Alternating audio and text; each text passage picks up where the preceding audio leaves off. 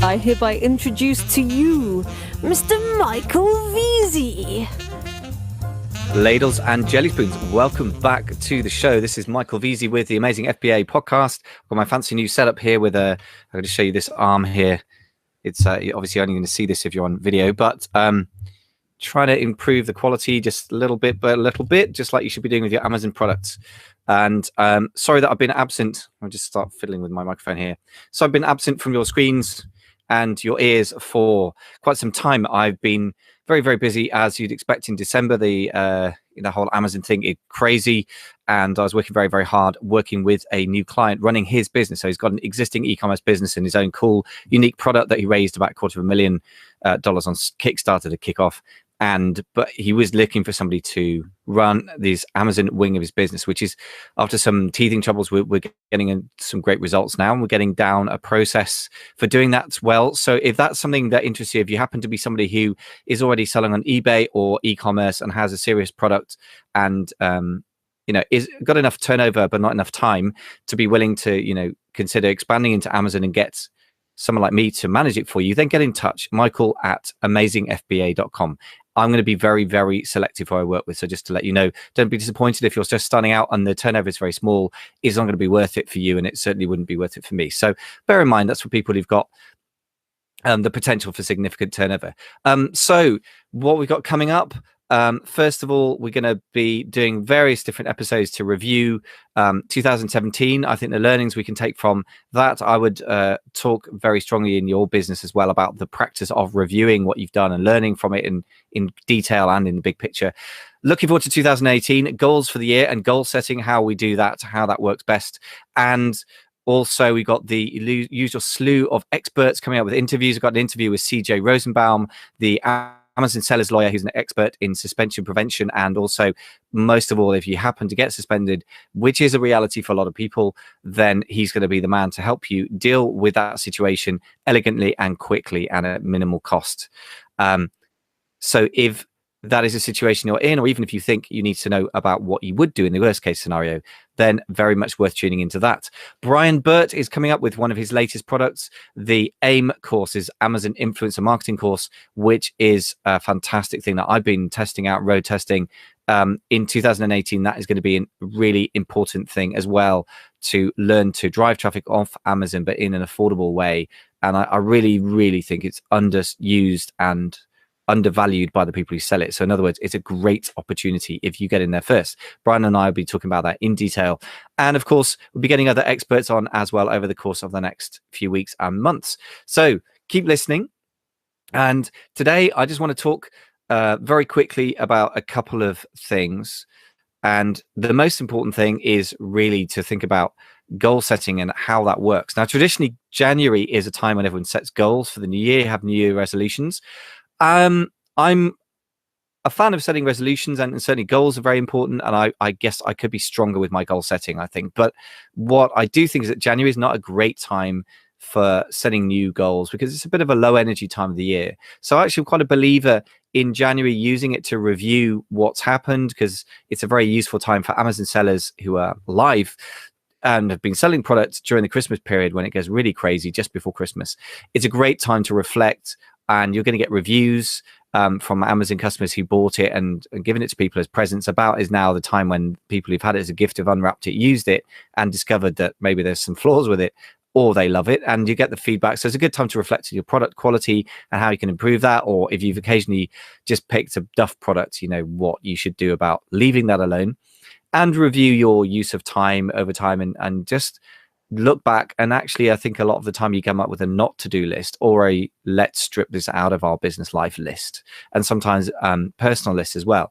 So to give you an example, I've been working with a business owner, as I said, running his Amazon business, and that has been an interesting learning curve for me. There are many, many activities that it's forced me to examine in terms of how efficiently I use my time between things like customer service, planning, inventory planning, doing launch and marketing strategies, and so forth. And of course, the whole issue of communicating within a team. This is a little bit different in that there's a team composed of two separate businesses, but if you work with a business partner or you have a team, one of the things that you want to be constantly doing is refining your communication. So that is the first thing that I'm going to be doing in that situation. I've already had a meeting with the client this morning to work through how we're going to streamline everything, how we're going to keep things structured and yet not waste each other's time by micromanaging. And that is one of the main things I would plead with you to do, is to go and measure your time for a week in terms of how you use it if you have an existing Amazon business, or even if you're doing research, and look at the results at the end of a week, a month. And you could use a tool like toggle.com. That's what I use. Very helpful. It's free to sign up, and there's a website that I guess is where they store your data, but there's also a phone app, which I have on my iPhone, probably exists for Android as well. So measuring how you use your time is very, very important. Everyone gets obsessed with turnover, and then also there's that myth that goes around about Amazon being a completely hands-off passive income. I don't really think it's passive, and it certainly isn't when you're building up a business. So what you want to do then is particularly pay attention to what time you put into different projects. For example, Amazon product research, for example, contacting suppliers, for example, marketing efforts, for example, customer service, once you've got a product up and running, and see really what you can cut out and what is ineffective, and cut, so that you prune things down to a highly effective set of practices and habits and people. Because one of the things you can do once you measure the effectiveness of things is you can know roughly whether or not something is worth scaling or not. So that's the next thing that I've been looking at, for example, looking at outsourcing customer service for myself and for work with clients as well. Obviously, with the client's agreement, I would never just unilaterally decide that without being clear what's happening. But basically, I can only do that once I strip down things to the minimum necessary actions. For example, with customer service, I can probably, across 3 Amazon accounts, probably get the customer service done in about an hour a day average. And sometimes if I'm just checking emails, that'd be 30 minutes a day. If I have to do some replacements of defective products and do refunds or anything complicated, that might take much more time. So that's the sort of thing. And once you know roughly what your minimum time that you can spend on it is and what the value to your business is, in this case, it's really preventing negative reviews and keeping happy customers, giving you positive reviews, then you can start to outsource that. And in this case, it's not going to add much value, but it prevents a negative value. So it's worth spending a few pounds per hour on somebody good. And I had an interview today with a couple of potential candidates for doing customer service for me. So that's an example of how reviewing your use of time and the value of that time can give you a reason to strip things down to the bare minimum, and then B, you can start outsourcing things that need to be done. But it's very, very important not to be outsourcing stuff that nobody should be doing. So as Tim Ferriss said in the 4-Hour Work Week, you have to have the 3 of delegation. The first thing is eliminate before you delegate, which is to say that you should make sure that if nobody should be doing a task, you get rid of it entirely rather than give it to somebody else to do. Having a bunch of people running around like headless chickens at your behest may be temporarily an empowering feeling, but it actually doesn't make you money. And it's also going to drive you mad if you get stupid questions from outsourcers. And the reason they're stupid questions is because you gave them a stupid task. Trust me, I've been there, and that's not a fun situation. So eliminate before you delegate. And the other thing to say is automate before you delegate. So if there is a piece of software, for example, Jungle Scout will do a lot of work that you would have previously had to do with a VA and a spreadsheet. And that is exactly why Greg Mercer invented that system. And you may find there are other things as well. Instead of sending a ton of emails manually, for example, you'd use a follow-up email service on Amazon. So Feedback Genius or SalesBacker or CashCow Pro or a ton of other products will do that for you, for example. And those are very obvious examples, but there will be other things in your business. But once you have eliminated the things that are unnecessary and automated the things that software exists for, there is no substitute for having intelligent people working with you. So that's one of the things that I think is a great thing to do at this time of year when you've had a previously busy period, is to evaluate your time use, and then things which you shouldn't be doing but which need to be done by the business should get outsourced. Another thing at this time of year that I think about a lot is outsourcing bookkeeping, because that is another area of great pain for Amazon sellers. It's again something that needs to be done. It's very, very necessary to know your numbers, but it's not necessarily necessary. That's not very good English. but you get what I'm saying. To know all of your numbers all the time about everything. There are a lot of us, and that certainly included me to start with, were way too perfectionist, and you just want a general master system that shows you every single transaction down to the micro level, all the way up to the big picture of profit and loss for the entire business and the taxes. That's an area we can talk about separately, but that's another area where I would just clarify what you really need to know, get rid of the rest, and then once you're clear about what you really need to know, outsource it. So that is another thing to eliminate, unnecessary measurement generally. And then once you've got necessary measurement down, instead of spending hours and hours trying to reconcile, for example, Xero or QuickBooks, which are online accounting systems, with your bank accounts, you need to just, if you're crap at that, which I am and other people I know are as well, you just need to be honest about that fact and delegate it to a bookkeeper. And you can get good bookkeepers in the Philippines or Eastern Europe for a few dollars an hour. I've chosen to have it with somebody in the UK at £25 an hour plus VAT, which is expensive. Why? Because it ties in with my accountant, who I know will therefore create a complete picture for me that's reliable. So as Tim Ferriss used to say again in the 4-Hour Work Week, when you're delegating, the right metric is not necessarily cost per hour, but cost per completed task. And if I know that somebody's going to reliably do a task that is important, such as measuring my finances, then I want to make sure that that task is done properly and thoroughly once, rather than going back and forth with somebody semi-competent. That being said, that will be one of the things that I think I will outsource this year to somebody abroad. So if you're listening, Penny, my accountant, then just know that I'm going to be taking the bookkeeping off you. Sorry. But a good accountant is worth their weight in gold. And so I wouldn't outsource the actual accounting as distinct from bookkeeping to somebody less than really competent, because Amazon's complex enough. So that's another example of something that you might want to eliminate unnecessary measurements and outsource other things. So elimination really is a powerful thing, and a not to-do list is a very powerful thing. Here's a few other things that we all find as Amazon entrepreneurs that we do and that we should not be doing. And here's a small embarrassing list of things that I've done. Sending emails to 60 suppliers over each product line, and do that for 5 or 6 different product lines because you want to launch a load of products at once. On paper, this should work fine. And I do know the odd person who espouses contacting literally thousands of suppliers. In practice, I found that just blew my mind. I just had so many email threads, most of them in bad English. And some of those people contacted me repeatedly for me to get back to them. And it just got very, very confusing very fast. So excessive action is actually as bad as inaction. I think it's all dependent on your ability or your business's ability to process stuff. Now, if you've outsourced your sourcing, so in other words, you said to somebody else, go and find me good suppliers, that can be quite viable to go that heavy with it. But if it's just you at the beginning, which is most of us, it is at the start, and for many of us that stays that way for a while, then don't go over the top about that, for example. Another action area where too much action is worse than inaction is actually trying to look at too many different potential products and doing crazy amounts of research without taking any action. This is probably the number one barrier between you, if you're not launched on Amazon yet, and getting launched.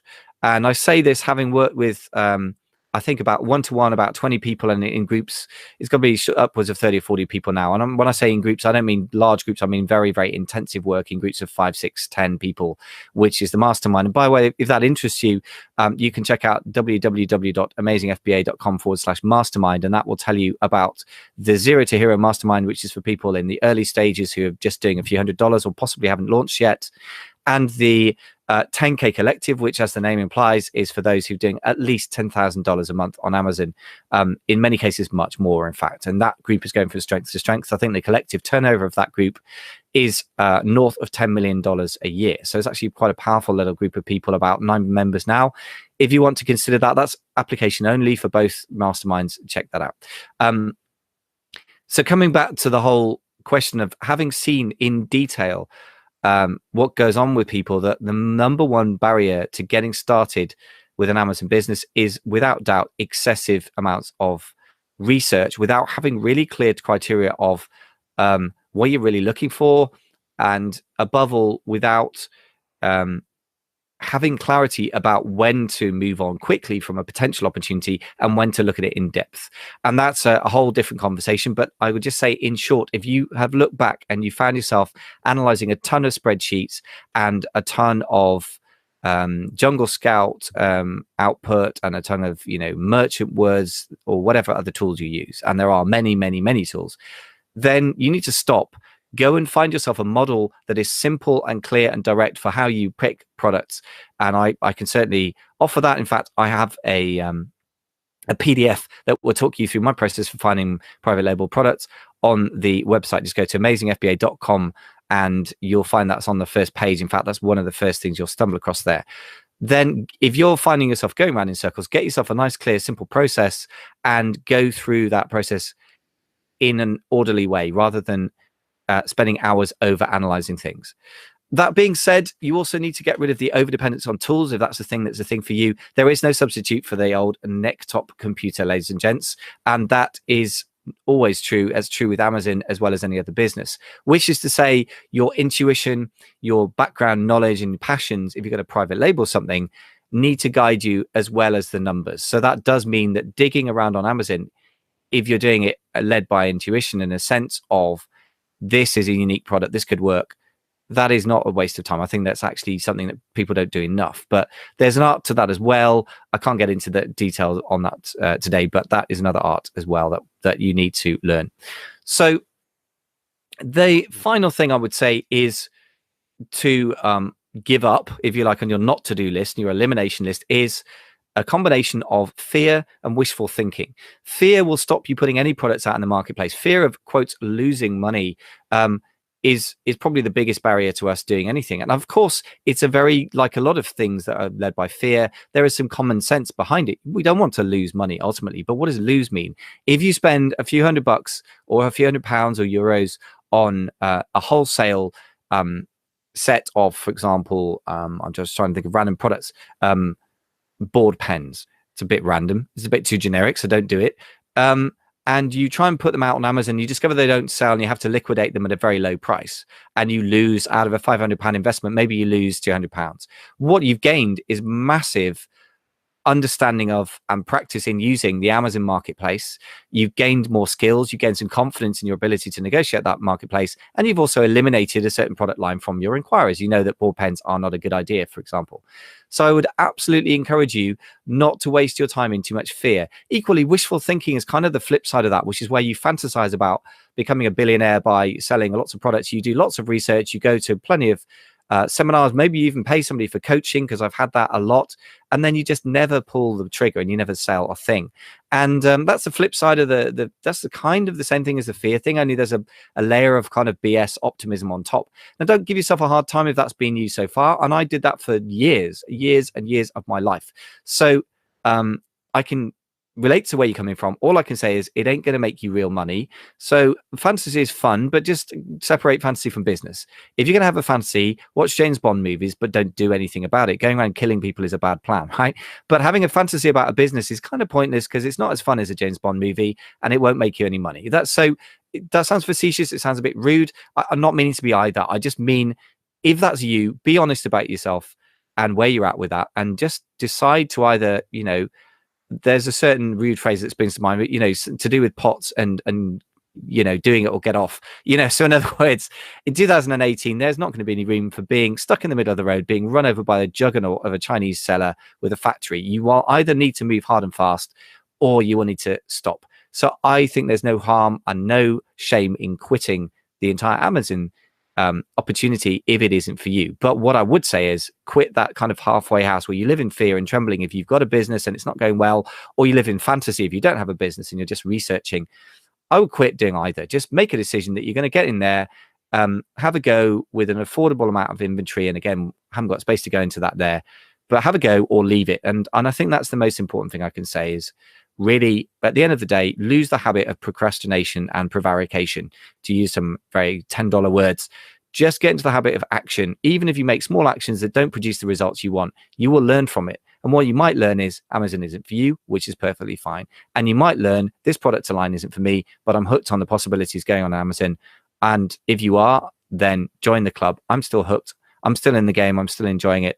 And I intend 2018 to be my most fruitful year yet, not just in terms of making money, but enjoying the process. That's really important as well.